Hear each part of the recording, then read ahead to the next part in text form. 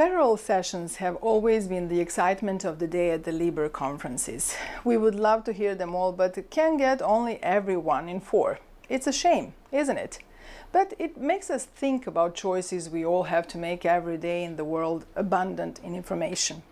In the old times it was not so, and as you know, the books were very rare and expensive. One book from such times, out of tens of thousands collected here at the Old and Rare Books Department at the University Library Belgrade, is an Arabic manuscript from 1204. This is the oldest book in this library. Just take a look at the elegance and style representing a completely different era. 800 years ago, information was rare and time abundant. In abundance of information and news nowadays, professional and independent news service is crucial for both people, individuals, and also societies. I invite you all to listen to the next part of our program and the sponsor presentation of ExLibris. The presentation will be given by Ms. Sarah Richardson. Ms. Richardson is the group editor at Research Professional News, an editorially independent news service published by ExLibris. Sarah, the floor is yours.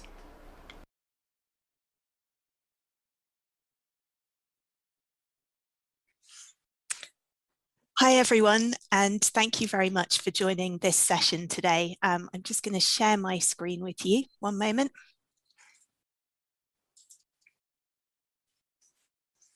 So I'm Sarah Richardson. I'm the Editor-in-Chief of Research Professional News, which is an editorially independent news service published by ExLibris.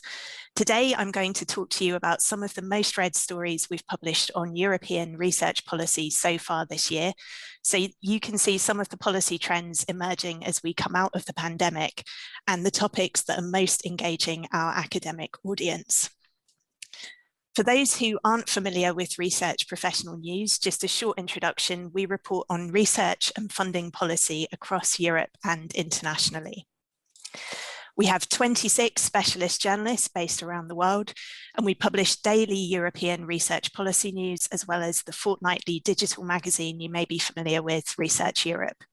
Access to the news service is via institutional subscription. So many of your institutions will be subscribers already, which will mean if you're interested in some of the stories I'm talking about today, you can just log in and read the full articles. And for those who aren't, we'd be very happy to discuss the service more with you after the conference.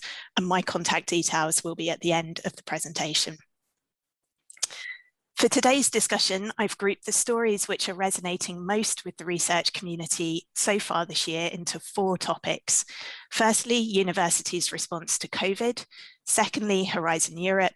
Thirdly, the European Universities Initiative. And fourthly, one I know will resonate with all of you, publishing. So, to start, let's have a look at the practicalities of universities' COVID response, particularly going into the next academic year. Some European universities have had multi-million euro bills for COVID costs as a result of implementing campus closures and switching to online learning, as well as implementing campus safety measures for face-to-face work and necessary access to key facilities, including, of course, library access. Costs vary greatly between regions, partly as a result of differing government policy and also between institutions. They've been partially offset by savings in travel, but crucially, COVID-related costs for many institutions are still rising. For example, in implementing testing regimes for more researchers and students to access campuses. The majority of institutions we speak to are aiming for a blended response in the 2021 to 22 academic year, offering both face-to-face and online delivery and resource access. But there is significant concern from universities over the potential for misguided public funding reductions, based on a perception that some officials seem to have that greater digital teaching offers savings for universities, when in reality, as you will be aware, the cost of switching to digital methods in itself involves significant outlay. The next topic we're seeing a huge amount of interest in at the moment is Horizon Europe, with the main work programme being published last week and calls now opening a few days ago. Obviously, people are very interested in the shape of the new R&D framework and also a renewed focus on impact. So some of the leaked draft work programmes, even before the final iteration was published, We're suggesting a much greater emphasis on impact, which seems to be a theme of the new framework. The missions agenda is something you'll probably be familiar with, where some of the funding is based around 5 major challenges, including climate change and cancer. So we're looking very closely at how that will translate to work on the ground. And finally, because the European Commission is signed up to the Plan S Open Access Initiative, there is now a requirement on researchers funded by the programme to make their publications openly available immediately in line with the Plan S requirements. As a subset of our Horizon Europe coverage, we're also seeing a lot of interest in developments at the European Research Council at the moment. We recently published an analysis of success rates, which showed success rates for advanced grants were at their lowest ever level. There's significant concern over the volume of applications being received and how the ERC will cope. So we're tracking the situation and the ERC's response. In terms of leadership of the council, we understand that they are very, very close to appointing a replacement for Mauro Ferrari, who left last year after just 3 months in charge. We believe that person has been identified. Their name has not yet been announced, but we'll be reporting on the new leader and their direction as we find out more. Third topic I'd like to briefly talk about today is the European Universities Initiative, which is the EU's initiative for raising standards in education and research by funding cross-border collaborative alliances of institutions. But while the sector is overwhelmingly positive about the aims of the initiative, there have been significant concerns over the level and complexity of funding arrangements that sit behind it, and again, how the initiative works on the ground. And fourthly, again, as I said, a topic which I know will probably resonate the most with you on the publishing side. So the start of the Plan S implementation in January means there's a lot of interest in the rollout of this open access initiative, how it's working in practice and its potential growth to encompass more funders, especially with the pandemic adding to pressure to share scientific outputs faster and more widely. One of the running stories we've been covering this year is a row over rights retention. So essentially, researchers reported by Plan S funders are required to sign up to the Plan S rights retention strategy, which means authors retain rights over the version of their paper accepted for publication by a journal so that it can be published immediately in an open access repository. But some publishers, including Springer Nature, have said they will require authors who want to publish with the company via a subscription route permitted by Plan S to sign licenses which allow the accepted manuscript to be shared only after an embargo period. Plan S funders that we speak to are confident that their agreements will trump any later agreements with publishers, but there has been a great degree of concern over confusion for researchers and institutions as a result of this conflict.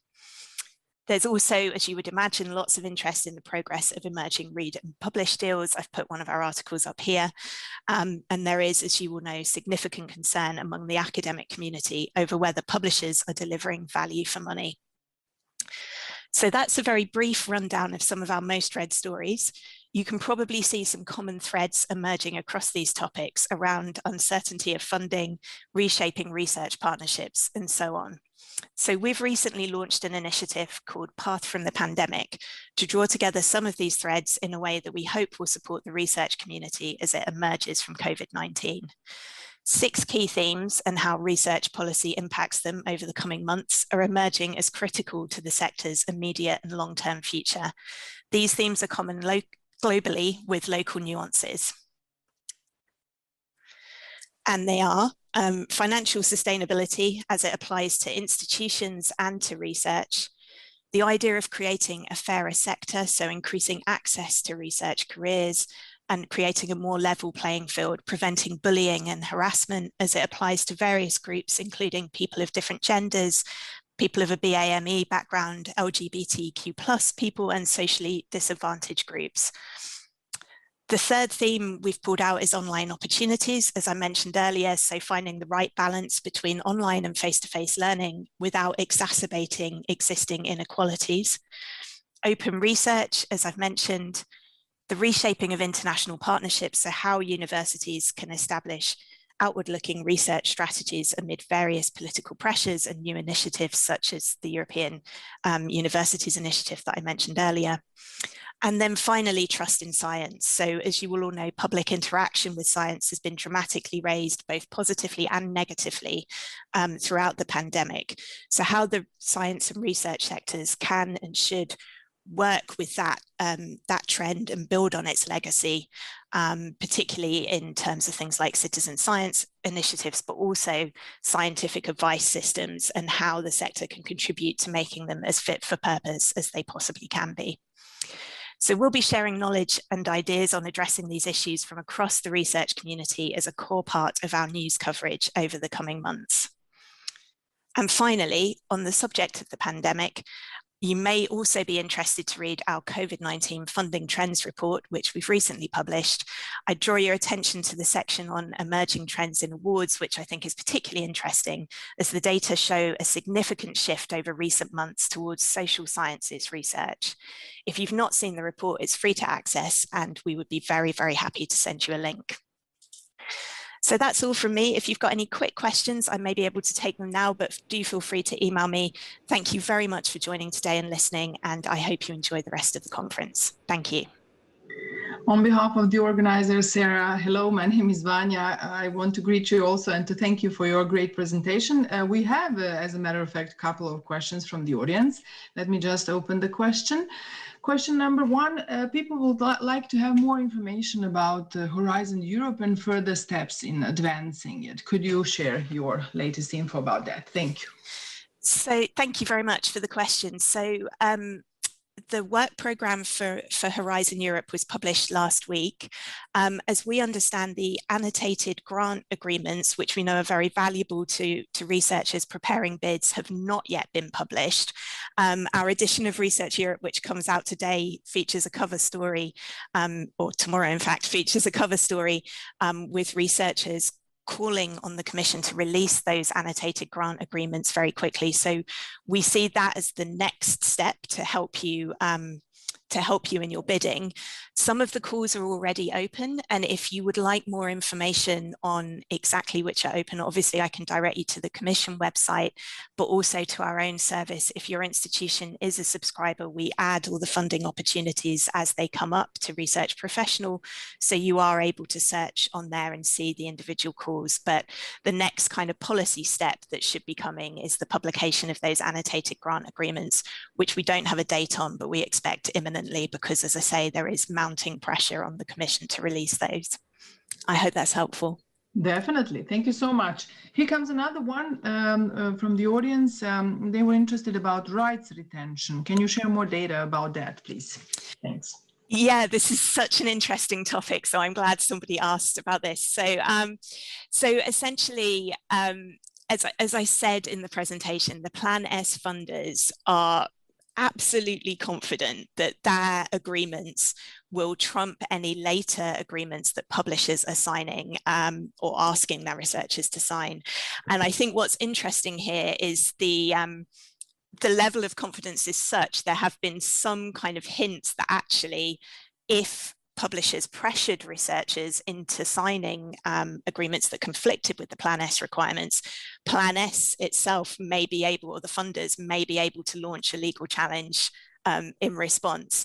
So I think obviously how this will play out can only be seen once, if and once funders and publishers clash in those agreements.